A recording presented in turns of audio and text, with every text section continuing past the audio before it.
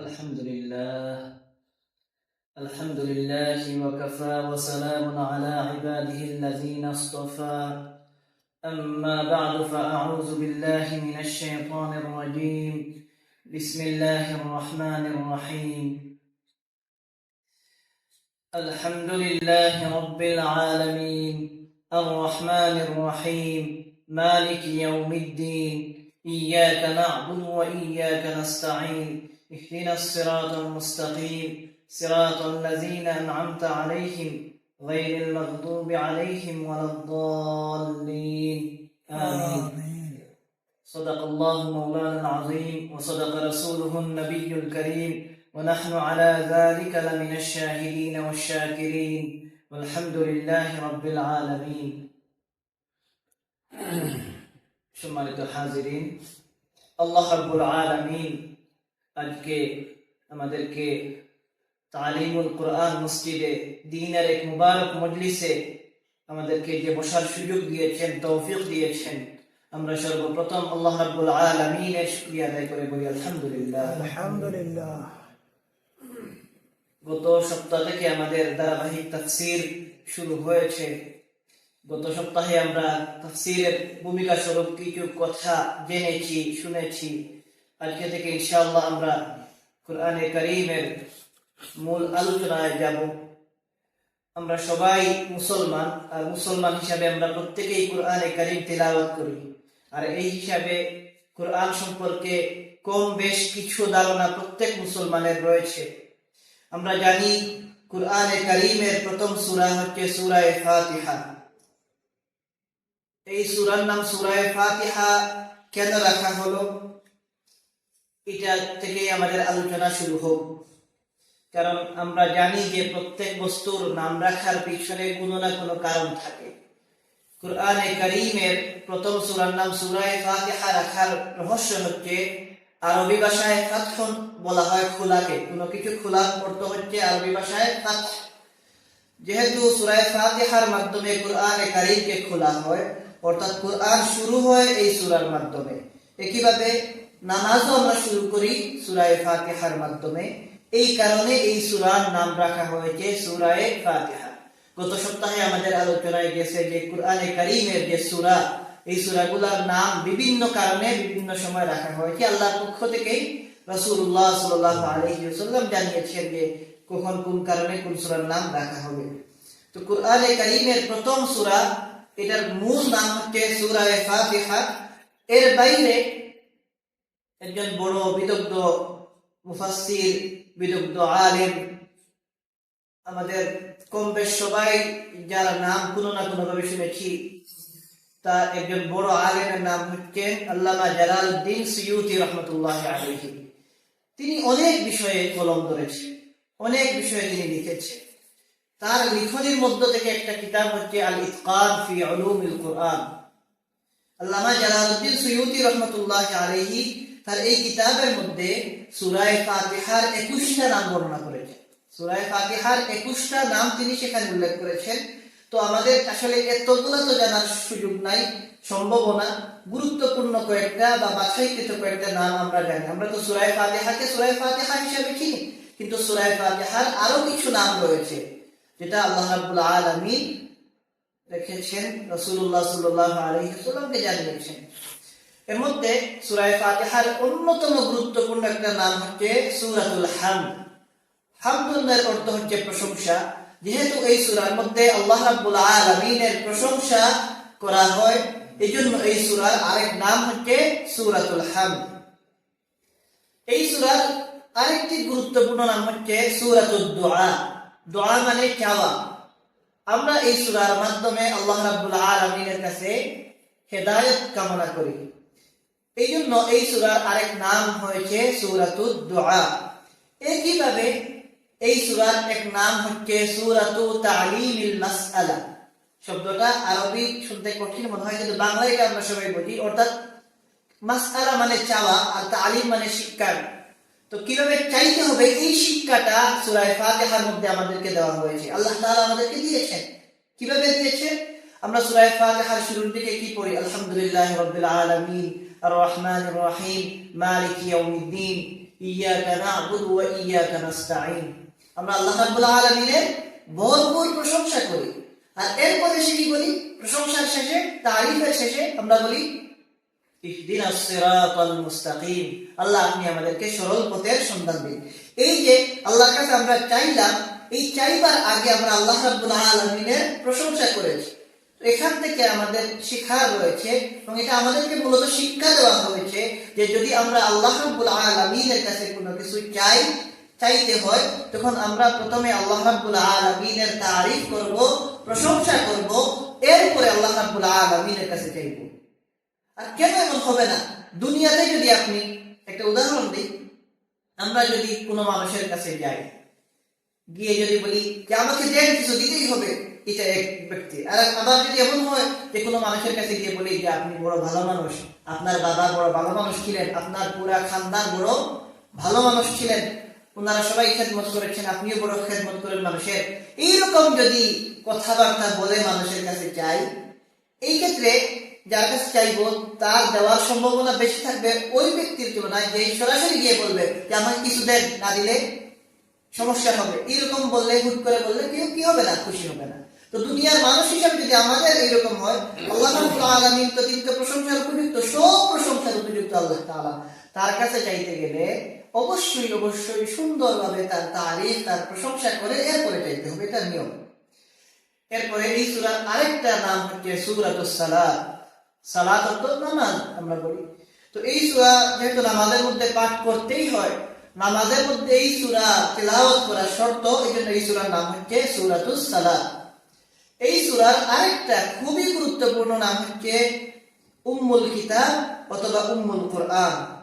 উম্মুল কিতাব বা উম্মুল কুরআনের বাংলা হচ্ছে যে সমস্ত কালামের খুলাসা, অর্থাৎ আরবি ভাষায় শব্দ, যেটা শব্দের অর্থ হচ্ছে কোনো কিছুর মূল বা কোনো কিছুর আসল। এই জন্য উম্মুল কুরআনের অর্থ হচ্ছে পুরা কুরআনের মূল হচ্ছে সূরা ফাতিহা, অথবা পুরা কুরআনের খুলাসা বা সারাংশ হচ্ছে সূরা ফাতিহা। এটা শুধু আমাদের ব্যাখ্যা না, হযরত হাসান বসরি রাহমাতুল্লাহ আলাইহি থেকে বর্ণিত। তিনি বলেন যে আল্লাহ রাব্বুল আলামিন মানুষের হেদায়েতের জন্য নবী রাসূলগণের কাছে সর্বমোট 104 খানা কিতাব পাঠিয়েছেন। 4 খানা বড় কিতাব আর ছোট ছোট আর 100 খানা কিতাব। এই 104 খানা কিতাবের মধ্য থেকে হযরত হাসান বসরি রাহমাতুল্লাহ আলাইহির সূত্রে বর্ণিত পাওয়া যায় যে এই 104 খানা কিতাবের মধ্য থেকে 100 খানা যে ছোট কিতাব, এই ছোট ছোট কিতাব যেগুলোকে বলা হয় সাহিফা, এই সাহিফাগুলা মধ্যে যা আলোচনা হয়েছে এর সারসংক্ষেপগুলো আল্লাহ তাআলা বাকি বড় বড় 4টা কিতাবের মধ্যে উল্লেখ করেছেন। আর বাকি বড় বড় যত কিতাব, তাওরাত, জাবুর, ইনজিল, এই 3টা কিতাবের মূল যে আলোচনা, এই সবগুলো আল্লাহ তাআলা সূরা কুরআনে কারীমের মধ্যে উল্লেখ করেছে।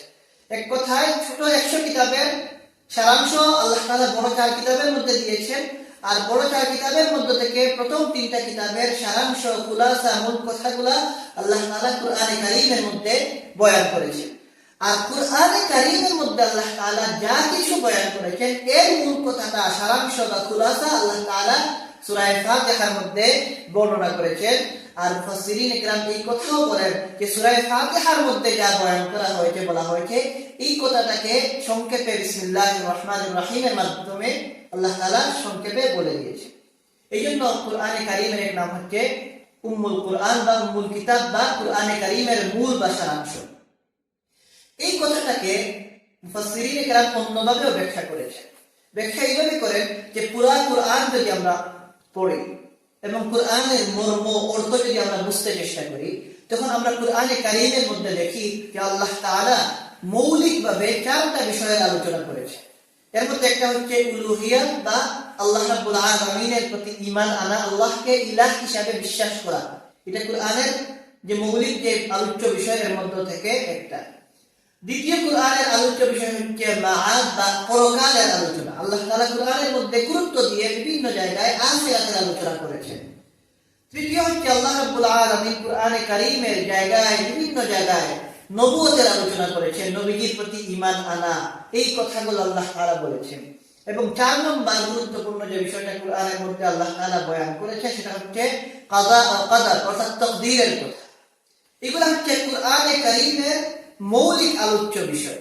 আমরা দেখি এই 4টা পুরা কোরআনের যে মৌলিক 4টা আলোচ্য বিষয়, এই 4টা আলোচ্য বিষয় আল্লাহ রাব্বুল আলামিন সূরা ফাতিহার মধ্যে উল্লেখ করে দিয়েছে। কিভাবে? আমরা যদি দেখি আলহামদুলিল্লাহি রাব্বিল আলামিন, আর রহমানির রহিম, মালিকি ইয়াউমিদ্দিন, এখানে আল্লাহ রাব্বুল আলামিনের প্রশংসা করা হয়েছে এবং এখানে মূলত উলুহিয়াতের আলোচনা করা হয়েছে। এখানে মূলত আমাদেরকে এই দাওয়াত দেওয়া হচ্ছে যে ইলাহ হওয়া, আল্লাহ হওয়া, মালিক হওয়ার একমাত্র উপযুক্ত আল্লাহ রাব্বুল আলামিন। সুতরাং এই 3 আয়াতের মধ্যে উলুহিয়াতের আলোচনা চলে এসেছে।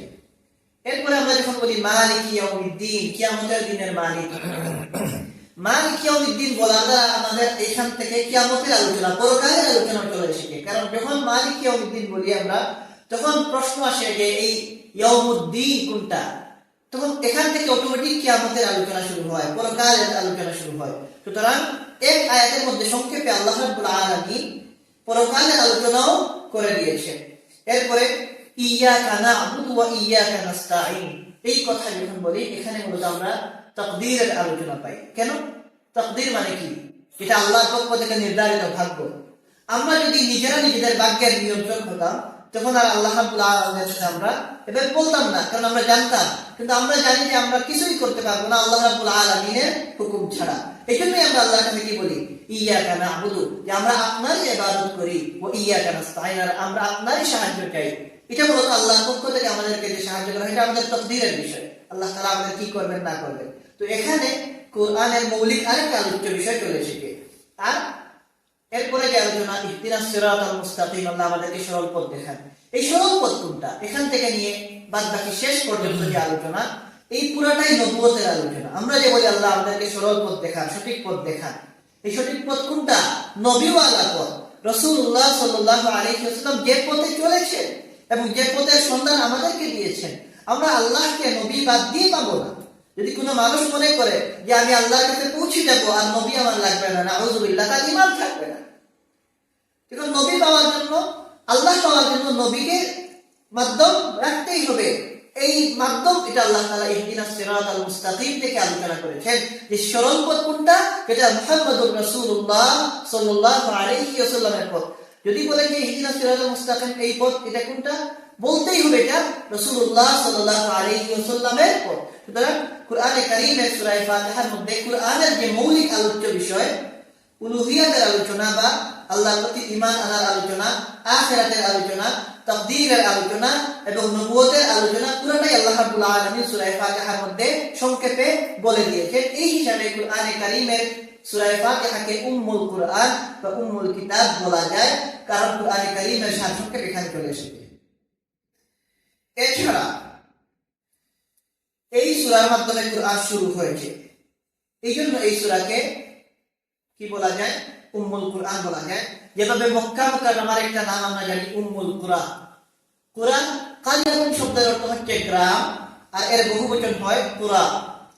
বলা হয় যে আল্লাহ রাব্বুল আলামিন সর্বপ্রথম যে জমিন সৃষ্টি করেছিলেন সেটা ছিল মক্কা মুকাররমার জমিন। এখান থেকে পুরা পৃথিবী বিস্তৃত হয়েছে। একইভাবে সূরা ফাতিহার থেকে আল্লাহ রাব্বুল আলামিন পুরা কুরআনকে বিস্তৃত করেছে। এইজন্য কুরআনে কারীম এর মূল হচ্ছে সূরা ফাতিহা, এইজন্য সূরা ফাতিহাকে উম্মুল কুরআন বা উম্মুল কিতাব বলা যায়। এই যে কুরআনে কারীমের সূরা ফাতিহার নামকরণের মধ্য থেকে গুরুত্বপূর্ণ একটা নাম। এছাড়া কুরআনে কারীমের এই সূরা ফাতিহার একটা নাম পাওয়া যায় সূরাতুশ শিফা। শিফা মানে, শিফার অর্থ হচ্ছে সুস্থতা, চিকিৎসা। তো এই সূরা সম্পর্কে সহিহ বুখারী, সহিহ মুসলিম সহ হাদিসের বিভিন্ন কিতাবে পাওয়া যায় যে এই সূরার মধ্যে আল্লাহ রাব্বুল আলামিন আমাদের জন্য শিফা রেখেছেন, অসুস্থ অবস্থার চিকিৎসা রেখেছেন। এবং এর দলিল হচ্ছে হযরত আবু সাঈদ খুদরী রাদিয়াল্লাহু তাআলা আনহু থেকে বর্ণিত একটা হাদিস। তিনি বলেন যে আমরা একদিন এক স্থানে সফরের অবস্থায় এক স্থানে অবস্থান করছিলাম, এমন সময় একজন মহিলা আমাদের কাছে আসলেন এবং এসে বললেন যে আমাদের এলাকার যে সর্দার, যে নেতা, তাকে সাপে কেটেছে, কিন্তু আমাদের মধ্যে কেউ এমন নাই যে সাপে কাটার রোগের চিকিৎসা করবেন। তোমাদের মধ্যে কেউ কি আছেন এখানে যিনি এই সাপে কাটা রোগীকে ঝাড় ফুঁকের মাধ্যমে সুস্থ করবেন। তখন আবু সাঈদ খুদরি রাদিয়াল্লাহু তাআলা বলেন, এই কথা শুনে আমাদের মধ্য থেকে একজন ব্যক্তি তিনি উঠে গেলেন এবং ওই মহিলার সাথে এখানে গেলেন। অথচ আমরা জানতাম যিনি আমাদের কাছ থেকে যিনি উঠে গেছেন এই ঝাড় ফুঁকের জন্য, তিনি ঝাড় ফুঁক জানেন না। আবু সাঈদ খুদরি রাদিয়াল্লাহু তাআলা ভাষ্য হচ্ছে, যিনি আমাদের কাছ থেকে যিনি উঠে গেলেন চিকিৎসার জন্য, ওই সাপে কাটা রোগীর চিকিৎসা করবেন বলে, আমরা জানতাম যে কিন্তু ঝাড় ফুঁক বলতে কিছু চিনি না, আমরা কেউ চিনি না। কিন্তু তিনি গেলেন, যাওয়ার পরে তিনি ওইখানে গেলেন, গিয়ে ফেরত আসলেন। আসার পরে তাকে জিজ্ঞাসা করা হলো, এবং এখানে মজার বিষয় হচ্ছে তিনি যখন চিকিৎসা করার পরে বিনিময় হিসাবে তারা তাকে এক পাল বকরি দান করেন এবং অনেক দুধ দান করেন। কারণ কি করেছেন, তাদের সর্দারকে তিনি চিকিৎসা করে সুস্থ করেছেন, যদি এইগুলা নিয়ে ফেরত আসেন। ফেরত আসার পরে বাদবাকি সাহাবায়ে কেরাম তারা জিজ্ঞাসা করলেন যে তুমি তো ঝাড় ফুঁক জানো না, চিনো না, তুমি কি করলে, কিভাবে এই কাজ করলে? তখন তিনি বলেন যে আমি সত্যিই তো ঝাড় ফুঁক জানি না, তবে আমি ওইখানে গিয়ে সূরা ফাতিহা করে ফুঁক দিয়েছি এবং ওই ব্যক্তি ভালো হয়ে গেছে। এরপরে তারা আমাকে কি হয়েছে, খুশি হয়ে এক পাল, বলা হয় কেউ বলেন যে 30টা ছাগল তারা হাদিয়া দিয়েছে এবং অনেকগুলো দুধ দিয়েছে। তখন বর্ণনাকারী সাহাবী বলেন, আমরা যখন এই কথা শুনলাম তখন আমাদের মধ্যে কি হয়ে গেল, একটা আলোচনা শুরু হয়ে গেল যে এই যে ছাগলগুলা, এগুলো আমাদের জন্য নেওয়া ঠিক হবে কি হবে না। তখন বলা হলো সেখানে যে আমরা আল্লাহ রাসূল সাল্লাল্লাহু আলাইহি ওয়াসাল্লামকে না বলে, না জিজ্ঞাসা করে এই ছাগলগুলা কি করবো না, ব্যবহার করবো না, বাগাবাগি করবো না। এরপরে যখন রাসূলুল্লাহ সাল্লাল্লাহু আলাইহি ওয়াসাল্লামের কাছে আসা হলো এবং এই বিষয়টা বলা হলো, তখন আল্লাহ রাসূল সাল্লাল্লাহু আলাইহি ওয়াসাল্লাম বললেন যে তিনি কি করে বুঝলেন এই কথাটা যে সূরা ফাতিহার দ্বারা যে চিকিৎসা করা হয়। এরপরে আল্লাহ রাসূল খুশি হলেন এবং বললেন যে তোমরা এই বকরিগুলোকে বন্টন করে নাও, আর তোমরা আমাকেও একটা কি দিও, কিসসা দিও। এই হাদিসটা বুখারী শরীফ, মুসলিম শরীফ সহ আরো বিভিন্ন বিশুদ্ধ হাদিসের কিতাবের মধ্যে পাওয়া যায়। এখান থেকে এই সূরার নাম হয়ে গেছে সূরা শিফা বা সূরাতুশ শিফা, কারণ এই সূরার মধ্যে আল্লাহ রাব্বুল আলামিন আমাদের বিভিন্ন রোগের চিকিৎসা রেখেছেন। বিষয় হচ্ছে ইয়াকিন। আমরা কি করি না, ইয়াকিন করি না বলে হয় কি হয়, আমরা যখন অসুস্থ হই তখন আমাদের খেয়ালই আসে না যে আমার রোগের চিকিৎসা আমি নিজেই করতে পারবো। বিভিন্ন অসুবিধার সময় আমরা আরো বিভিন্ন দিকে চিন্তা ভাবনা করি, কিন্তু এটা আমার মাথায় আসে না যে সূরা ফাতিহার পরে একবার আমল করে দেখি। আমি হলফ করে বলতে পারি, ইয়াকিনের সাথে যদি আমরা আমল করি ইনশাআল্লাহ আমরা অসুস্থ হলে আল্লাহ রাব্বুল আলামিন আমাদেরকে শিফা দান করবেন। আল্লাহ। সম্মানিত হাজিরিন, সূরা ফাতিহার আরেকটা নাম হচ্ছে সূরাতুল আসাস। আসাস মানে ভিত্তি বা বুনিয়াদ। তো আল্লাহ রাব্বুল আলামিন কুরআনে কারীমের ভিত্তি রেখেছেন এই সূরার মাধ্যমে, এজন্য এই সূরার নাম হয়েছে সূরাতুল আসাস। এই সূরার আরেকটা নাম হচ্ছে সূরাতুল কাফিয়া। কাফিয়া মানে যথেষ্ট। কাফিয়াতুল আরবি, এটা কাফিয়া আরবি শব্দের বাংলা হচ্ছে যথেষ্ট। অর্থাৎ এই সূরাটা অন্য সূরা বাদ দিয়েও যথেষ্ট হয়ে যায়। নামাজের মধ্যে আমরা যদি এই সূরা না পড়ি সমস্যা আছে, কিন্তু এই সূরা পড়ে অন্য সূরা না পড়লে কি হয়, অনেক ক্ষেত্রে আমাদের কাজ চলে যায়। তো এটা ভিন্ন মাসআলা, ওইদিকে যাবো না। মূলত হচ্ছে এই সূরাটা অনেক গুরুত্বপূর্ণ, যে এই সূরা একাই কি হয়ে যায়, অনেক ক্ষেত্রে আমাদের বিভিন্ন জরুরতের ক্ষেত্রে যথেষ্ট হয়ে যায়। এই জন্য এই সূরার নাম হয় সূরাতুল কাফিয়া। আমি অল্প কয়েকটা 7-8টা নাম বললাম। এই সূরার আরো অনেকগুলা নাম উলামায়ে কেরাম বর্ণনা করেছেন, তাফসীরের কিতাবের মধ্যে বিস্তারিত এগুলো আলোচনা করা হয়েছে। আমরা চিনি কি হিসাবে, সূরা ফাতিহা হিসাবে, কিন্তু এই সূরার আরো অনেক নাম আছে। সম্মানিত হাজিরিন, এই সূরা আল্লাহ রাব্বুল আলামিন কোন জায়গায় নাযিল করেছেন? কারণ আমরা জানি কুরআন নাযিল হয়েছে মক্কা মুকাররমায়, এরপরে মদিনা মুনাওয়ারায়। এর বাইরে আল্লাহ রাব্বুল আলামিন আরো বিভিন্ন অবস্থায়, সফরের অবস্থায় আল্লাহ তাআলা কুরআন নাযিল করেছেন। এজন্য এটাও জানা আমাদের জন্য দরকার যে সূরা ফাতিহাকে আল্লাহ তাআলা কোথায় নাযিল করেছেন। এই ব্যাপারে উলামায়ে কেরাম একমত যে সূরা ফাতিহা মক্কা মুকাররমায় নাযিল হয়েছে। আবার অনেক উলামায়ে কেরামের মত এইটাও যে মদিনা মুনাওয়ারায় নাযিল হয়েছে। এজন্য এটা সূরত এটা বলা হয় বা ব্যাখ্যা এইভাবে দেওয়া হয় যে সূরা ফাতিহা প্রথমে মক্কায় নাযিল হয়েছিল, পরবর্তীতে আবার মদিনা মুনাওয়ারায় নাযিল হয়েছে। এই হিসাবে এই সূরা দুইবার নাযিল হয়েছে বলা যায়। এবং গুরুত্বপূর্ণ বিষয় হচ্ছে, আমরা সবাই জানি যখন আল্লাহ রাব্বুল আলামিন সর্বপ্রথম ওহী নাযিল করেন, তখন সর্বপ্রথম যে আয়াতগুলো নাযিল হয় সেটা ছিল ইকরা বিসমি রাব্বিকাল্লাযী খালাক, সূরা আলাকের প্রথম 5 আয়াত। এরপরে আল্লাহ রাব্বুল আলামিন অন্যান্য আয়াতগুলো নাযিল শুরু করেন। এর মধ্যে থেকে সর্বপ্রথম পূর্ণাঙ্গ সূরা হিসেবে আল্লাহ রাব্বুল আলামিন যে সূরা নাযিল করেন সেটা হচ্ছে সূরা ফাতিহা। অর্থাৎ কুরআনে কারীমের প্রথম পূর্ণাঙ্গ সূরা, শুরু থেকে নিয়ে শেষ পর্যন্ত পুরো আস্থা একটা সূরা হিসেবে নাযিলকৃত সূরা হচ্ছে সূরা ফাতিহা। এবং এই সূরা মক্কা মুকাররমায় নাযিল হয়েছে এবং ওহী যখন নাযিল হয়, আল্লাহ রাসূলের কাছে ওহী আসা শুরু হয়, এই ওহী আসার শুরুর দিকে সূরা ফাতিহা এসেছে। এই প্রসঙ্গে হাদিসের মধ্যে পাওয়া যায়, হাদিসের মধ্যে বড় চমৎকার আলোচনা পাওয়া যায় এই বিষয়ে, সূরা ফাতিহার নাযিল হওয়ার বিষয়ে। বলা হয় রাসূলুল্লাহ সাল্লাল্লাহু আলাইহি ওয়াসাল্লামের কাছে যখন ওহী আসা শুরু হয়, তখন তিনি সর্বপ্রথম কিছু কি হতেন, আতঙ্কিত হতেন, ভীত হতেন। কারণ আগে এরকম অবস্থা হয় নাই, ফেরেশতা আসতেন এবং ওহী নাযিল হওয়ার গত সপ্তাহে আমরা আলোচনায় জেনেছি, ওহী নাযিল হওয়ার সময় আল্লাহ রাসূলের অনেক কষ্ট হতো, অনেক কঠিন বিষয়। কারণ কুরআন কারীমের মধ্যে আল্লাহ তাআলা বলেছেন যে আল্লাহ তাআলা ওহীকে পাহাড়ের উপর নাযিল করতে চেয়েছিলেন, পাহাড় রাজি হয় নাই, মানুষ রাজি হয়ে গেছে। তো মানুষের কাছে আল্লাহ তাআলা দিয়েছেন, আর অন্যান্য কিছুর উপর আল্লাহ তাআলা চেয়েছেন নাযিল করতে। কারণ কুরআন গ্রহণ করা, আসমানি কিতাব গ্রহণ করা, এটা সহজ বিষয় না, কঠিন বিষয়। আল্লাহর পক্ষ থেকে যে কালাম এসেছে নবীদের কাছে, এটা অত সহজ ছিল না, অনেক মুশকিল ছিল, তারা আমাদের জন্য কষ্ট সহ্য করেছেন। আল্লাহ রাসূলের কাছে যখন ওহী আসতো তখন তার বড় কষ্ট হতো। তো শুরুর দিকের ঘটনা, হযরত খাদিজা রাদিয়াল্লাহু তাআলা আনহার চাচাতো ভাই ছিলেন, যার নাম ছিল ওয়ারাকা বিন নওফল, এবং অনেকেই বলেন তিনি ইসলাম গ্রহণ করেছিলেন। ওয়ারাকা বিন নওফল রাদিয়াল্লাহু তাআলা আনহু, তিনি ছিলেন হযরত খাদিজা রাদিয়াল্লাহু তাআলা আনহার চাচাতো ভাই, এবং তিনি কুরাইশের মানুষ ছিলেন। ঐতিহাসিকগণ লিখেন শুরুর দিকে কুরাইশের মূর্তি পূজা দেখে 4 জন মানুষ বিদ্রোহ করেছিলেন, এবং কুরাইশের এই মূর্তি পূজার অবস্থা দেখে তারা ধর্ম ত্যাগ করে, শিরকি অবস্থা ত্যাগ করে তারা নিজেরা সঠিক ধর্মের অনুসন্ধান করেছিলেন। এদের মধ্য থেকে একজন ছিলেন ওয়ারাকা বিন নওফল, এবং তিনি বলা হয় যারা একবারে শুরুর দিকে কুরাইশের মধ্য থেকে যারা মুশরিক ছিলেন, তারপরে শিরক ত্যাগ করে দিন, সঠিক দিন গ্রহণ করেছিলেন, এর মধ্যে একজন ছিলেন তিনি খ্রিস্টান হয়ে গিয়েছিলেন, নাসারা হয়ে গিয়েছিলেন, ঈসা আলাইহিস সালামের অনুসারী হয়ে গিয়েছিলেন। এখন বলবেন কেন? কারণ হচ্ছে আমাদের নবীর আগে সর্বশেষ যে রাসূল ছিলেন, আমাদের রাসূলের আগের রাসূল তিনি ছিলেন হযরত ঈসা আলাইহিস সালাম। এজন্য আমাদের রাসূল আসার আগের সর্বশেষ সত্য ধর্ম ছিল হযরত ঈসা আলাইহিস সালামের দ্বীন।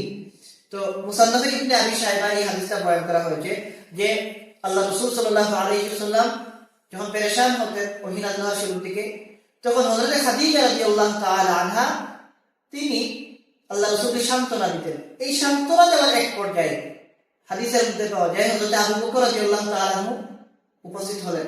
তখন ওহী নাযিল হয়ে গেছে, অলরেডি কিছু কিছু ওহী নাযিল হয়ে গেছে, কিন্তু আল্লাহ রাসূল তখনও পেরেশান। তো ওই সময় যখন আবু বকর রাদিয়াল্লাহু তাআলা উপস্থিত হয়েছে, হযরত খাদিজা রাদিয়াল্লাহু তাআলা আনহা আল্লাহ রাসূলকে সান্ত্বনা দিতেন যে আপনার কোনো ক্ষতি হবে না, আপনি ভালো মানুষ, আপনি মানুষের সেবা করেন, আত্মীয়স্বজনের খোঁজ খবর নেন। এই সময় হযরত আবু বকর রাদিয়াল্লাহু তাআলা আনহু এসেছেন।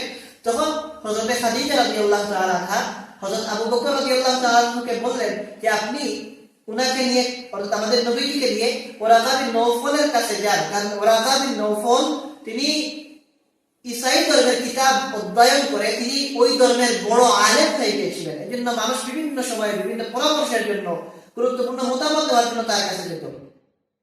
তো আবু বকর রাদিয়াল্লাহু তাআলা আনহু আমাদের নবীজিকে নিয়ে ওয়ারাকা বিন নওফলের কাছে গেলেন। যাওয়ার পরে ওয়ারাকা বিন নওফল তিনি ছিলেন কি খ্রিস্টান ধর্মের বড় আলেম। তিনি নবীজি সাল্লাল্লাহু আলাইহি ওয়াসাল্লামকে বললেন যে আপনার কি অবস্থা, কেন আপনি পেরেশান, আমাকে খুলে বলেন। তখন রাসূলুল্লাহ সাল্লাল্লাহু আলাইহি ওয়াসাল্লাম বললেন যে আমি যখন একা একা থাকি, একা থাকলে আমি আওয়াজ শুনি, পিছন থেকে আমাকে যেন ডাক দেওয়া হয় ইয়া মুহাম্মদ, ইয়া মুহাম্মদ, আর এই আওয়াজ শুনলে আমার ভয় লাগে, তখন আমি দৌড় দিয়ে চলে আসি। তখন ওয়ারাকা বিন নওফল বললেন রাসূলুল্লাহ সাল্লাল্লাহু আলাইহি ওয়াসাল্লামকে যে এখন থেকে আপনি যখন আওয়াজ শুনবেন আর দৌড়াবেন না, দৌড় না দিয়ে আপনি এক কাজ করবেন, থেমে যাবেন এবং শুনতে চেষ্টা করবেন যে আপনাকে কি বলা হয়, এবং আপনাকে যা বলা হবে এটা আপনি এসে আমার কাছে আবার বলবেন। তখন পরবর্তীতে একাকী অবস্থায় যখন রাসূলুল্লাহ সাল্লাল্লাহু আলাইহি ওয়াসাল্লাম ছিলেন, তখন ডাক শুনলেন ইয়া মুহাম্মদ, হে মুহাম্মদ। তিনি থেমে গেলেন। তখন বলা হলো যে আপনি পড়ুন বিসমিল্লাহির রহমানির রহিম, এবং এরপরে সূরা ফাতিহা পুরাটা তিলাওয়াত করা হলো। আলহামদুলিল্লাহি রাব্বিল আলামিন থেকে নিয়ে একবারে শেষ পর্যন্ত সূরা ফাতিহা তিলাওয়াত করা হলো এবং বলা হলো যে আপনি এটা পড়ুন। রাসূলুল্লাহ সাল্লাল্লাহু আলাইহি ওয়াসাল্লাম তখন ওয়ারাকা বিন নওফলের কাছে আসলেন এবং এসে বললেন এই কথা যে আমি এবার কি দেই নাই, দৌড় দেই নাই, আমি এবার দৌড় না দেওয়ার কারণে আমি এইভাবে শুনেছি, আমাকে বলা হয়েছে আমি এটা পড়ার জন্য। তখন ওয়ারাকা বিন নওফল তিনি কি ছিলেন? আসমানি কিতাবের আলেম ছিলেন। তিনি নিজে অধ্যয়ন করে আসমানি কিতাব সম্পর্কে তিনি পড়ে জানতে পেরেছিলেন যে শেষ নবী আসবেন এবং শেষ নবীর অবস্থা এমন হবে এমন হবে। এজন্য যখন বলা হলো রাসূলুল্লাহ সাল্লাল্লাহু আলাইহি ওয়াসাল্লাম হালত বয়ান করলেন, তখন ওয়ারাকা বিন নওফল রাসূলুল্লাহ সাল্লাল্লাহু আলাইহি ওয়াসাল্লামকে বললেন যে সুসংবাদ গ্রহণ করুন, আপনি খুশখবরি গ্রহণ করুন। আমরা যে বলি কংগ্রাচুলেশন, এইভাবে বলা যে আপনার জন্য সুসংবাদ। এরপর বলেন যে আমি সাক্ষ্য দিচ্ছি আপনি ওই নবী যার ব্যাপারে হযরতে ঈসা আলাইহিস সালাম সুসংবাদ দিয়ে গেছেন, এবং আমি সাক্ষ্য দিচ্ছি আপনার প্রতি ওই শরীয়ত প্রেরণ করা হচ্ছে যেটা হযরতে মুসা আলাইহিস সালামের প্রতি পাঠানো হয়েছিল, এবং আমি এটাও সাক্ষ্য দিচ্ছি যে আপনি সত্যিকার রাসূল। এই হাদিস থেকে আমরা বুঝতে পারি যে সূরা ফাতিহা আল্লাহ রাব্বুল আলামিন ওহী নাযিল করার একেবারে শুরুর দিকে, নবুয়তের প্রথম দিকে আল্লাহ তাআলা নাযিল করেছিলেন। সম্মানিত হাজিরিন, এই সূরা অনেক গুরুত্বপূর্ণ আমাদের জন্য। আমরা তো তিলাওয়াত করি, কিন্তু এই সূরার ফজিলত সম্পর্কে যদি জানি তখন আমাদের আগ্রহ আরো বাড়বে ইনশাআল্লাহ, আশা করি। এই সূরার গুরুত্ব অনেক বেশি, আর এই জন্যই তো আমাদেরকে নির্দেশ দেওয়া হয়েছে আমরা যেন আমাদের প্রত্যেক রাকাতে এই সূরা পড়ি। তো এই সূরার কিছু ফজিলত আমরা জেনে নাই। এক হাদিসের মধ্যে সেটি আবু সাঈদ খুদরি রাদিয়াল্লাহু তাআলা আনহু বলেন যে একদিন তিনি নামাজ পড়ছিলেন, ওই সাহাবী আবু সাঈদ খুদরি রাদিয়াল্লাহু তাআলা তার বর্ণনা এটা, তিনি বলেন যে একদিন আমি নামাজ পড়ছিলাম, এমত অবস্থায় রাসূলুল্লাহ সাল্লাল্লাহু আলাইহি ওয়াসাল্লাম আমাকে ডাক দিলেন, কিন্তু আমি নামাজে ছিলাম, এজন্য আমি মনে করলাম যে আমি একটু পরে সাড়া দেব, নামাজ শেষ করে নেই, এরপরে আল্লাহ রাসূলের ডাকে কি করব, সাড়া দেব, উত্তর দেব। নামাজ শেষ করে যখন গেলাম রাসূলুল্লাহ সাল্লাল্লাহু আলাইহি ওয়াসাল্লাম বললেন যে তোমাকে আমি ডাক দিলাম, তুমি উত্তর দিলে না। তখন আবু সাঈদ খুদরি রাদিয়াল্লাহু তাআলা আনহু বললেন যে আমি নামাজে ছিলাম। তখন আল্লাহ রাসূল তিলাওয়াত করলেন, ইয়া আইয়ুহাল্লাযীনা আমানুস্তাজীবু লিল্লাহি ওয়া লির-রাসূলি ইযা দাআকুম, হে ঈমানদারগণ, ইয়া আইয়ুহাল্লাযীনা আমানুস্তাজীবু লিল্লাহি ওয়া লির-রাসূলি ইযা দাআকুম, যখন আল্লাহ এবং আল্লাহর রাসূল তোমাদেরকে ডাক দিবেন, ইস্তাজীবু তোমাদের জন্য সাড়া দেওয়া জরুরি, তোমাদের জন্য ডাকের উত্তর দেওয়া, ডাক দিলে তোমাদের জন্য জবাব দেওয়া জরুরি। তো এরপরে এখানে অন্য একটা মাসআলা জেনে নেই যে রাসূলুল্লাহ সাল্লাল্লাহু আলাইহি ওয়াসাল্লাম ডাক দিলে তখন যদি নফল নামাজ, ওই নামাজটা নফল ছিল, নফল নামাজ ভেঙে রাসূলের ডাকে সাড়া দেওয়াটা জরুরি ছিল, গুরুত্বপূর্ণ ছিল রাসূলের ডাকে সাড়া দেওয়া। এই জন্য রাসূলুল্লাহ সাল্লাল্লাহু আলাইহি ওয়াসাল্লাম এই আয়াত তেলাওয়াত করেছেন। একইভাবে উলামায়ে কেরাম এটাও বলেন, আমরা যদি নামাজে থাকি আর আমাদের মা বাবা ডাক দেন, আর যদি আমরা নফল নামাজে থাকি, নফল ইবাদতে থাকি, এক্ষেত্রে আমাদের জন্য নামাজ ভঙ্গ করে মা বাবার ডাকে সাড়া দিতে কোনো অসুবিধা নেই, এখানে কোনো গুনাহ হবে না, এটা উত্তম কাজ অনেক ক্ষেত্রে। কারণ আমি নফল নামাজ পড়তে পারবো, কিন্তু এমন হতে পারে যে আমি যদি সাড়া না দেই আমার মা আমার বাবার কষ্ট হতে পারে, আমার উপর মন খারাপ হতে পারে। এই জন্য ফরজ নামাজ তো ভাঙার দরকার নেই, জরুরত ছাড়া, বিশেষ জরুরত ছাড়া, কিন্তু নফল নামাজ এইরকম জরুরতের কারণে ভাঙার সুযোগ আছে।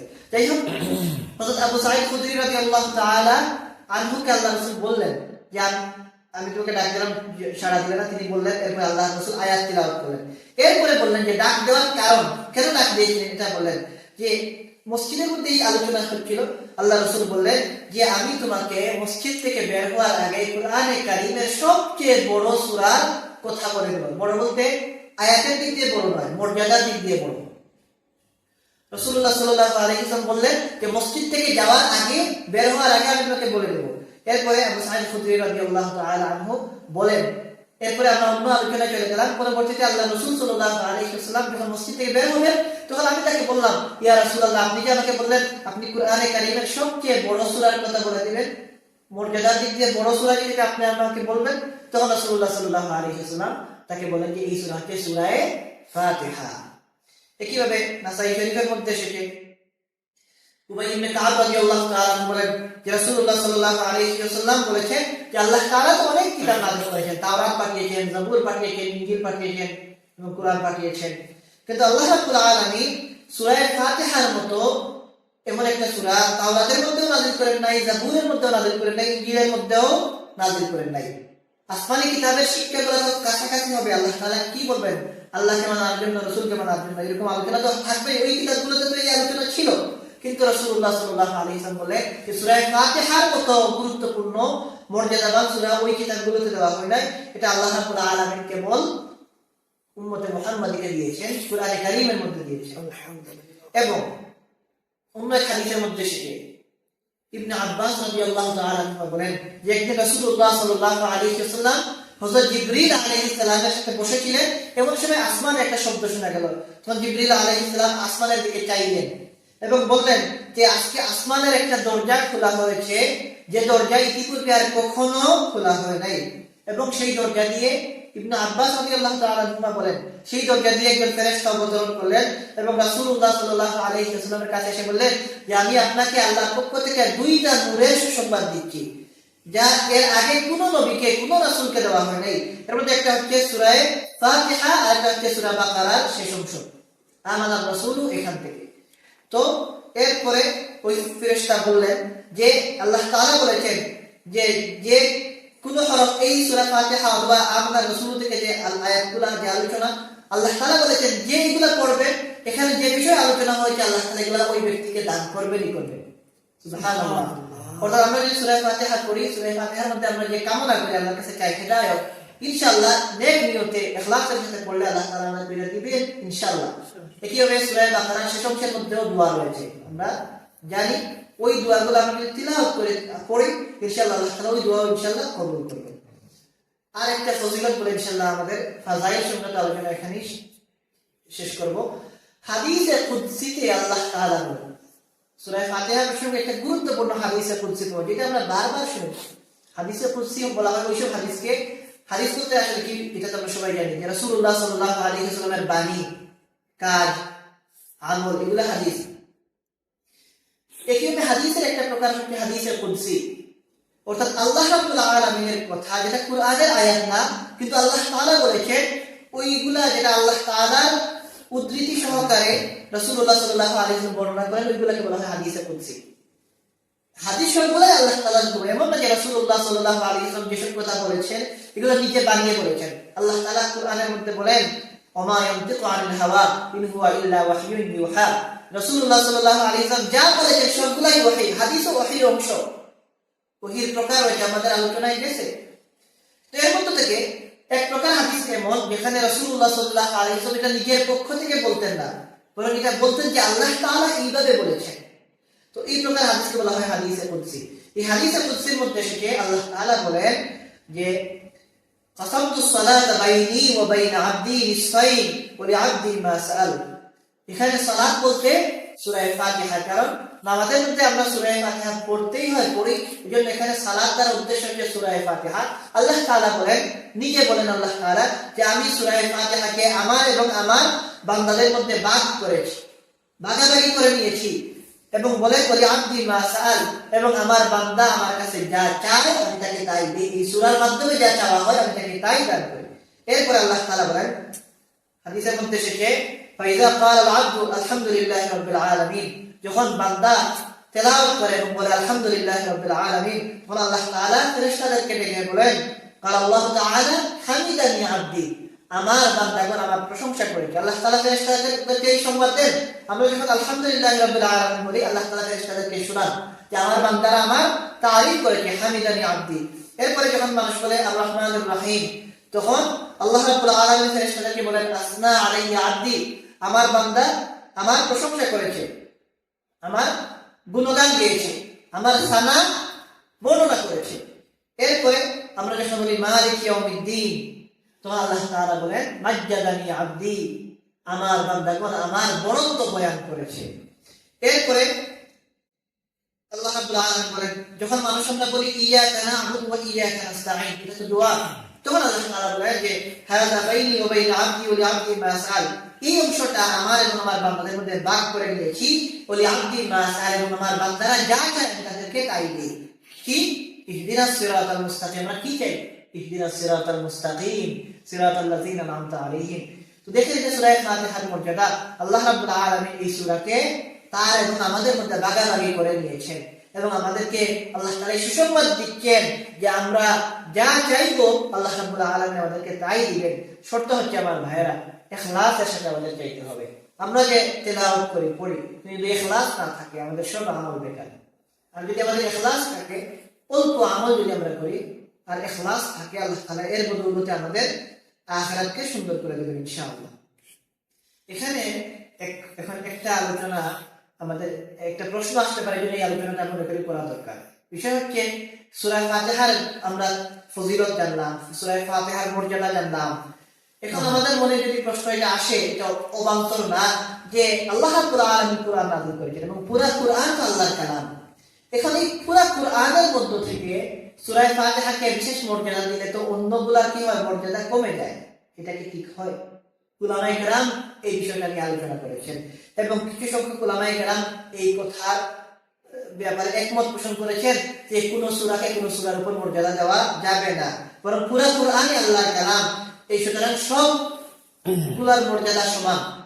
এটা ইমাম মালিক রাহমাতুল্লাহি আলাইহির মত, ইমাম আবুল হাসান আশআরী আকীদা ইবনে বড় ইমাম তার মত, ইয়াহইয়া ইবনে ইয়াহইয়া তার মত। এই সমস্ত উলামায়ে কেরাম এই মত পোষণ করেন যে কুরআনের কোনো আয়াতকে অন্য আয়াতের উপর, সূরাকে অন্য সূরার উপর মর্যাদা দেওয়া যাবে না। কিন্তু বড় সংখ্যায় উলামায়ে কেরামকে পাওয়া যায়, তারা বলেন যে না, কুরআনে কারীম সবই আল্লাহর কালাম এবং এক্ষেত্রে মর্যাদা হ্রাস হবে না ইনশাআল্লাহ, বরং আল্লাহ রাব্বুল আলামিন তিনি নিজে যদি কোনোটাকে কোনোটার উপর মর্যাদা দেখেন, অন্যটা কি হয় না, মর্যাদা ছোট হওয়ার, কমে যাওয়ার কোনো বিষয় থাকে না। এই জন্য উলামায়ে কেরাম বলেন যে আল্লাহ রাব্বুল আলামিন পুরা কুরআন নাযিল করেছেন, সবই গুরুত্বপূর্ণ, তবে এর মধ্যে থেকে কিছু বেশি গুরুত্বপূর্ণ। আর এই বেশি গুরুত্বপূর্ণ বলতে কি, তারা বলেন আয়াতুল কুরসি বেশি গুরুত্বপূর্ণ, সূরা হাশরের শেষ 3 আয়াত অনেক গুরুত্বপূর্ণ, সূরা ইখলাস অনেক গুরুত্বপূর্ণ, একইভাবে সূরা ফাতিহা অনেক গুরুত্বপূর্ণ।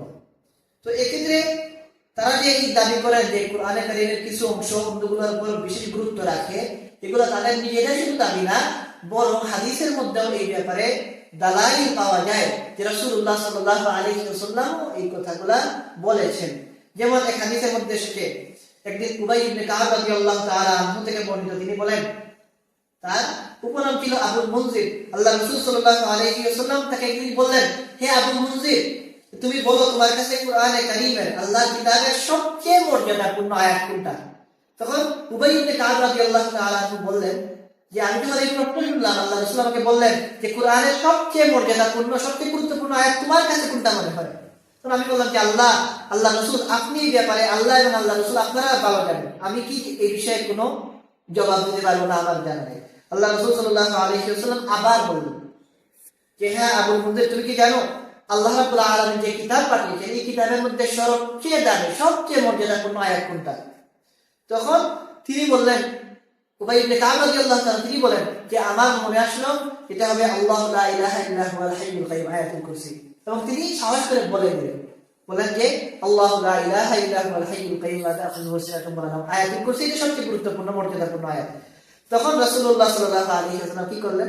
উবাই ইবনে কাব বলেন যে আল্লাহ রাসূল খুশি হয়ে উবাই ইবনে কাব রাদিয়াল্লাহু তাআলা বুকের মধ্যে হাত রাখলেন এবং বললেন, হে আবুল মুনজির, তোমার ইলম মুবারক হোক, অর্থাৎ তুমি যে এই জ্ঞান লাভ করেছো, আল্লাহ রাব্বুল আলামিন যে তোমাকে এই জ্ঞানটা দিলেন, এজন্য মুবারক হোক, কংগ্রাচুলেশন যেটা আমরা বলি, বললেন, প্রশংসা করলেন, বললেন যে তোমার মধ্যে যে এই বুঝটুকু আল্লাহ তাআলা দিয়েছেন যে তুমি বুঝতে পেরেছো আয়াতুল কুরসি কি অন্যান্য আয়াতের উপর অনেক মর্যাদা রাখে। এই হাদিস থেকে প্রমাণ হয় যে কুরআনের কিছু অংশ কিছুর উপর মর্যাদাবান হতে পারে। এই হিসেবে সূরা ফাতিহা কি হতে পারে, অন্য সূরার উপর যদি মর্যাদা রাখে, এতে কি হবে না, অন্য সূরার অমর্যাদা হবে না, এবং এটা অবশ্যই বাস্তবতার সাথে সামঞ্জস্য রাখে। আমরা ভূমিকা হিসেবে অনেক আলোচনা করে ফেললাম, মূল আলোচনায় যাই। আমরা যখন কোরআন তেলাওয়াত করি তখন আমরা সবাই সরাসরি কোরআন তেলাওয়াত শুরু করি, আমরা পড়ি আলহামদুলিল্লাহি রাব্বিল আলামিন, বরং যেখান থেকে আমরা তেলাওয়াত করি এই আদব আমরা রক্ষা করি যে আমরা তেলাওয়াত করার সময় সর্বপ্রথম আমরা পড়ি আউযু বিল্লাহি মিনাশ শাইতানির রাজীম, বিসমিল্লাহির রহমানির রহিম। এই যে আউযু বিল্লাহি মিনাশ শাইতানির রাজীম বলে তেলাওয়াত শুরু করি, এটা আল্লাহ তাআলা আমাদেরকে শিক্ষা দিয়েছেন, আমাদেরকে হুকুম করেছেন। আমরা যখন কোরআন তেলাওয়াত করব তখন যেন আমরা কি করি, আউযু বিল্লাহ পড়ে কোরআন তেলাওয়াত করা শুরু করি। আল্লাহ রাব্বুল আলামিন সূরা নাহলের এক আয়াতের মধ্যে বলেন, ফাইযা ক্বারাআতাল কুরআন, যখন তুমি তেলাওয়াত করবে কোরআন, ফাস্তাইয বিল্লাহি মিনাশ শাইতানির রাজীম, তখন বিতাড়িত শয়তান থেকে আল্লাহর কাছে আশ্রয় প্রার্থনা করে, আশ্রয় চেয়ে দোয়া করে তুমি কি করো, কোরআন তেলাওয়াত শুরু করো। এই আয়াত থেকে প্রমাণ হয় যে আল্লাহ রাব্বুল আলামিন আমাদেরকে আউযু বিল্লাহি মিনাশ শাইতানির রাজীম পড়ে কোরআন তেলাওয়াত শুরু করার নির্দেশ দিয়েছেন। এইজন্য জমহুর উলামায়ে কেরাম বলেন যে কোরআন তেলাওয়াতের শুরুতে তাআউযু বা আউযু বিল্লাহ পড়া সুন্নাত, এবং এর পাশাপাশি বিসমিল্লাহির রহমানির রহিম তো আমরা পড়ি অনেক সময়, অনেক ক্ষেত্রে। তো এটা আমরা জেনে নেই, আউযু বিল্লাহ পড়া সুন্নাত কোরআন তেলাওয়াতের শুরুতে। আর হাদিসের মধ্যে এসেছে যে কোনো কাজের শুরুতে বিসমিল্লাহ বলা, এটাও সুন্নাত। এইজন্য কোরআন তেলাওয়াতের সময় আউযু বিল্লাহ এবং বিসমিল্লাহ উভয়টা আমরা পড়ি। আর অন্যান্য কাজের শুরুতে আমরা অনেক সময় আউযু বিল্লাহ পড়ি না, শুধু বিসমিল্লাহ বলেই কাজ শুরু করি। উলামায়ে কেরাম বলেন এতে কি নেই, কোনো অসুবিধা নেই। বরং অন্যান্য কাজের শুরুতে কেউ যদি চায় আউযু বিল্লাহও পড়বেন, অসুবিধা নাই। আর বাদ বাকি যদি দুনিয়াবি কোনো কাজ, মনে করেন আপনি কি করবেন, দোকান খুলবেন, এখানে আউযু বিল্লাহ পড়ে বিসমিল্লাহ পড়লে কি হবে না, কোনো অসুবিধা হবে না, পড়া যাবে, নিষেধ না। কিন্তু আউযু বিল্লাহি মিনাশ শাইতানির রাজিম কোরআন তেলাওয়াতের একটা খাস না, যদি কেউ পড়তে চান পড়তে পারেন, আর যদি কেউ না পড়েন তবে শুধুমাত্র বিসমিল্লাহির রহমানির রহিম দিয়ে আমরা আমাদের কাজ শুরু করতে পারি। আর তবে কোরআন তেলাওয়াতের সময় এটা সুন্নাত হচ্ছে আউযু বিল্লাহি এবং বিসমিল্লাহ উভয়টা আমরা পড়ব। আল্লাহ রাব্বুল আলামিন আমাদেরকে এটা শিক্ষা দিয়েছেন যে অন্যান্য কাজের শুরুতেও আমরা চাইলে কি করতে পারি, বিসমিল্লাহর পাশাপাশি আউযু বিল্লাহ পড়তে পারি। যেমন বলা হয় যে সূরা আরাফের মধ্যে ওয়া ইম্মা ইয়ানজাগান্নাকা মিনাশ শাইতানির নাযগুন ফাসতাইয বিল্লাহ, অর্থাৎ যদি আল্লাহ রাসূলকে বলা হচ্ছে এবং আমাদেরকেও বলা হচ্ছে যে যদি আপনাদের কাছে শয়তানের পক্ষ থেকে ওয়াসওয়াসা আসে, ওয়া ইম্মা ইয়ানজাগান্নাকা মিনাশ শাইতানির নাযগুন, শয়তান যদি আমাদের ওয়াসওয়াসা দিতে চায় আল্লাহ তাআলা বলেন ফাসতাইয বিল্লাহ, তখন আল্লাহর কাছে আশ্রয় চান। এখন আমাদের ব্যবসার মধ্যেও শয়তান ওয়াসওয়াসা দিতে পারে, আমার কাপড় পরিধান করার সময় ওয়াসওয়াসা দিতে পারে, আমার গোসলের সময় ওয়াসওয়াসা দিতে পারে, ওয়াসওয়াসা তো যে কোনো সময় দিতে পারে। এইজন্য আউযু বিল্লাহি মিনাশ শাইতানির রাজিম কোরআন তেলাওয়াতের সময় পড়ার পাশাপাশি অন্য সময়ে পড়তে পারবো, আর যদি না পড়ি তাও কি নাই, কোনো অসুবিধা নেই, কোনো গুনাহ নাই। যাই হোক, আমরা কোরআন তেলাওয়াতের আদব একটু জানি, নিয়ম জানি। কোরআন তেলাওয়াতের সময় যখন আমরা কোরআনে কারীম তেলাওয়াত শুরু করব তখন অবশ্যই আউযু বিল্লাহি মিনাশ শাইতানির রাজিম এবং বিসমিল্লাহির রহমানির রহিম বলে আমরা তেলাওয়াত শুরু করব। শুরু করার পরে মনে করেন সূরা ফাতিহা শুরু করলাম, এরপরে সূরা ফাতিহা শেষ হওয়ার পরে সূরা বাকারা যখন আসবে তখন আর আউযু বিল্লাহি মিনাশ শাইতানির রাজিম পড়া জরুরি না, যেহেতু সূরা ফাতিহার শুরুতে আমরা আউযু বিল্লাহি এবং বিসমিল্লাহ পড়ে নিয়েছি এবং ধারাবাহিকভাবে যদি আমরা পড়ে যাই তখন পরবর্তী সূরা আসলে শুধুমাত্র বিসমিল্লাহির রহমানির রহিম পড়লেই চলবে। তবে যখন আমরা পড়তে পড়তে পড়তে পড়তে সূরা তাওবা পেয়ে যাব তখন সূরা তাওবার শুরুতে বিসমিল্লাহ পড়ার নিয়ম নাই। রাসূলুল্লাহ সাল্লাল্লাহু আলাইহি ওয়াসাল্লাম এইভাবেই আমাদের শিক্ষা দিয়েছেন যে সূরা তাওবা যখন আমরা পড়তে পড়তে সূরা তাওবায় চলে আসবো তখন আর সূরা তাওবার শুরুতে বিসমিল্লাহির রহমানির রহিম পড়বো না। কোরআনে কারীমের এই একটি মাত্র সূরা যেখানে বিসমিল্লাহির রহমানির রহিম পড়া হয় না। কিন্তু এখানে এই মাসআলাটা একটু ভালোভাবে আমাদের খেয়াল করা দরকার। সূরা তাওবার মধ্যে বিসমিল্লাহ পড়া হয় না, এটা না যে কখনোই পড়া হয় না, বরং সূরা তাওবার আগের যে সূরা তাওবার আগের সূরা যখন পড়ে একই সাথে সাথে আমরা যখন সূরা তাওবা পড়ব তখন আমরা বিসমিল্লাহ পড়ব না। কিন্তু যদি আমি সূরা তাওবার আগের সূরা শেষ করে থেমে যাই এবং পরবর্তীতে একটা বিরতি দিয়ে বা একদিন পরে দুই দিন পরে বা কিছু সময় পরে আমি তেলাওয়াত শুরু করি, আর তেলাওয়াত শুরু করার পরে সূরা তাওবা থেকে আমার তেলাওয়াত শুরু হয়, এক্ষেত্রে আমাদেরকে আউযু বিল্লাহি মিনাশ শাইতানির রাজিম এবং বিসমিল্লাহির রহমানির রহিম উভয়টা পড়তে হবে। এই মাসআলাটা আমাদের খেয়াল রাখা দরকার। আমরা শুধু বলে ফেলি এটা যে সূরা তাওবার মধ্যে বিসমিল্লাহ নাই। বিসমিল্লাহ নাই কোন সময়? যখন আমি আগের সূরার সাথে মিলিয়ে সূরা তাওবা পড়ব। এবং কি কারণে না এটা উলামায়ে কেরাম বলেছেন, এদিকে আমি যাব না, একাডেমিক বিষয়। অনেকে এটা বলেন যে সূরা তাওবা এটা কি না, শুধু কোনো সূরাই না, বলে এটা আগের সূরার অংশ, আর বিভিন্ন ব্যাখ্যা পাওয়া যায়। কিন্তু যদি আমরা সূরা তাওবা থেকে তেলাওয়াতই শুরু করি, মনে করেন আজকে আমি তেলাওয়াত শুরু করলাম এবং সূরা তাওবা থেকে শুরু করলাম, এক্ষেত্রে আমাকে আউযু বিল্লাহ বিসমিল্লাহ উভয়টাই পড়তে হবে। এই হচ্ছে মাসআলা। এখন আল্লাহ তাআলা আমাদেরকে তাআউযু বা আউযু বিল্লাহ পড়ার কথা কেন বললেন, এটা বোঝা আমাদের জন্য একেবারে সহজ। কারণ আল্লাহ রাব্বুল আলামিনের সাহায্য ছাড়া মানুষ কোনো কাজ করতে পারে না। আমরা অসহায়, দুর্বল এবং আল্লাহর মাখলুক। আল্লাহ তাআলা খালিক। আল্লাহ তাআলা আমাদেরকে যদি কিছু দেন আমাদের পাওয়া হয়, আল্লাহ তাআলা আমাদের না দিলে আমাদের কোনো কিছু পাওয়ার সুযোগ নাই। আল্লাহ তাআলার মুখাপেক্ষী আমরা সব সময়। এর পাশাপাশি শয়তান তো আমাদের শত্রু, দুশমন এবং প্রকাশ্য শত্রু। আল্লাহ তাআলা কোরআনে কারীমের মধ্যে বারবার বলেছেন আদুউম মুবিন। শয়তান আমাদের সুস্পষ্ট দুশমন। শয়তান আমাদের সব সময় প্রতারণা করতে চায়, ধোঁকায় ফেলতে চায়। শয়তান চায় আমরা যেন নামাজ না পড়ি, আমরা যেন জামাতে না আসি। শয়তান চায় আমরা যেন নামাজ বাদ দিয়ে দেই, ঘুমিয়ে সময় কাটাই, ব্যবসায় সময় কাটাই, চাকরিতে সময় কাটাই, টেলিভিশন দেখে সময় কাটাই, নামাজ যেন না পড়ি, শয়তানকে আমরা যেন সাদাকা না করি, ভয় দেখাই। কি ভয় দেখায়? যে সাদাকা দিলে সম্পদ কমে যাবে। শয়তান আমাদেরকে ভয় দেখায়, তিলাওয়াত করে কি হবে, এই সময়টাতে আমি কি করতে পারবো, বন্ধু বান্ধবদের সাথে গল্প করতে পারবো, এই সময়টা আমি কি অনলাইনে কাটাতে পারবো, এই সময়টা আমি গল্প গুজব করতে পারবো, এই সময়টা আমি টেলিভিশন রেডিও এগুলো আমি ব্যবহার করতে পারবো। বিভিন্ন ভাবে শয়তান আমাদেরকে উদ্বুদ্ধ করে খারাপ কাজ করতে এবং আমাদের অহংকারে লিপ্ত করে দেয়। এই জন্য আউযু বিল্লাহি মিনাশ শাইতানির রাজিম যদি আমরা পড়ি, এর দ্বারা আমরা আল্লাহর কাছে আশ্রয় চাই। আল্লাহ রাব্বুল আলামিন তখন শয়তানকে আমাদের কাছ থেকে দূরে সরিয়ে দিবেন এবং শয়তানের ওয়াসওয়াসা আমাদের ক্ষতিগ্রস্ত করবে না এবং আমরা আল্লাহ রাব্বুল আলামিনের ইবাদত সঠিকভাবে করতে পারব। সম্মানিত হাজিরিন, এখন কোরআনে কারীম আল্লাহ তাআলা নাযিল করেছে আউযু বিল্লাহি মিনাশ শাইতানির রাজিম। এটা কিভাবে নাযিল হয়েছে, কখন নাযিল হয়েছে, এটা একটু জানা নেওয়া দরকার। ইবনে আব্বাস রাদিয়াল্লাহু তাআলা আনহুমার বর্ণনা অনুযায়ী আল্লাহ তাআলা যখন সর্বপ্রথম কোরআন নাযিল করেন, ইকরা বিসমি রাব্বিকাল্লাযী খালাক, তখন এই সূরা আলাকের শুরুর আয়াতগুলোর সাথে তাআউযু এবং তাসমিয়া উভয়টাকে নাযিল করেছিলেন। এটা ইবনে আব্বাস রাদিয়াল্লাহু তাআলা আনহুমা বর্ণনা করেছেন। অর্থাৎ কোরআন যখন শুরুতে নাযিল হয়েছে প্রথম, তখন এই সময় আউযু বিল্লাহ এবং বিসমিল্লাহ ওই সময় আল্লাহ তাআলা নাযিল করেছেন। এবং আমরা আউযু বিল্লাহর মাধ্যমে আল্লাহর কাছে আশ্রয় চাই। দেখেন তাফসীরের মধ্যে এই আলোচনা পাওয়া যায়।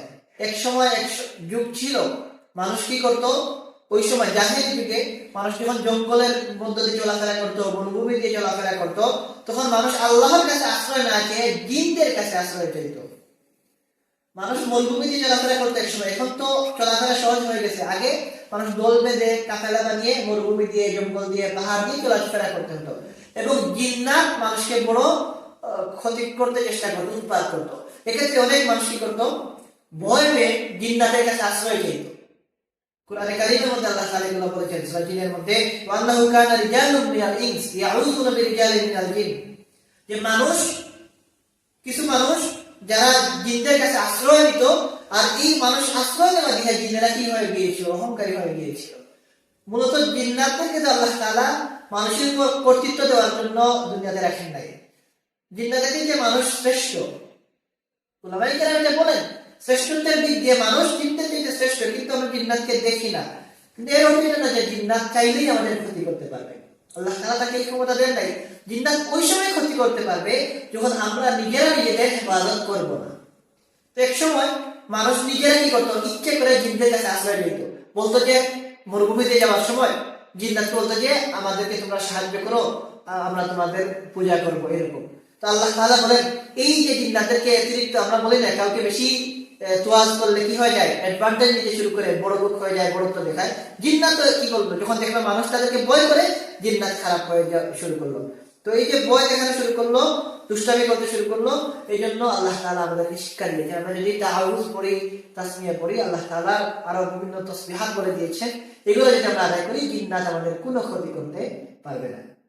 এই জন্য বলা হয়, হাদিসের মধ্যে এটা এসেছে যে যদি কোনো মুসলমান কোনো নীরব নিস্তব্ধ জায়গায় থাকে, মানে দরজার সামনে একবার একা থাকে, বা কোনো সময় এমন কোনো জায়গায় থাকে যেখানে কেউ থাকে না, ভয় লাগে, এখানে যদি কেউ এই দোয়াটা করেন, আউযু বিকালিমাতিল্লাহি তাম্মাতি মিন শাররি মা খালাক, মুসলিম শরীফের হাদিস, যদি কেউ এই দোয়া করেন, যত বড় শত্রু হোক না কেন, জিন্নাত হোক আর অন্য কিছু হোক, কোনো কিছু আমাদের ক্ষতি করতে পারবে না। কিন্তু আমরা যদি নিজেরা নিজেদের হেফাজত না করি, তখন তো আমাদের ক্ষতি অনেক সময় হয়ে যায়। আল্লাহ তাআলা আমাদেরকে এগুলো আমল করার তৌফিক দান করুন, আমরা যেন এই দোয়াগুলো পড়ে নিজেদের হেফাজত করতে পারি। এবং আউযু বিল্লাহ আরো অনেক ফায়দা রয়েছে। হাদিসের মধ্যে এসেছে, একবার রাসূলুল্লাহ সাল্লাল্লাহু আলাইহি ওয়াসাল্লামের সামনে দুই ব্যক্তি ঝগড়া করছিলেন, দরবার শুরু হয়ে গেল এবং এদের একজন খুব বেশি রাগ হয়ে গেলেন এবং রাগ, এটা বোঝা যাচ্ছিল যে একজন খুব বেশি রাগান্বিত। রাসূলুল্লাহ সাল্লাল্লাহু আলাইহি ওয়াসাল্লাম তখন বললেন তাদেরকে শুনিয়ে যে আমি একটা বাক্য জানি, আমি একটা কথা জানি, এরা যদি এই কথাটা বলতো তখন এদের এই রাগটা কমে যেত, এদের উত্তেজনা শেষ হয়ে যেত। তখন যে ব্যক্তি বেশি রাগান্বিত ছিলেন তিনি বললেন যে এই বাক্যটা কি? আল্লাহ রাসূল বললেন যে আউযু বিল্লাহি মিনাশ শাইতানির রাজিম। তখন ওই ব্যক্তি আল্লাহ রাসূলের কাছ থেকে শুনে আউযু বিল্লাহি মিনাশ শাইতানির রাজিম যখন পড়লেন, সাথে সাথে তার রাগ পানি হয়ে গেল।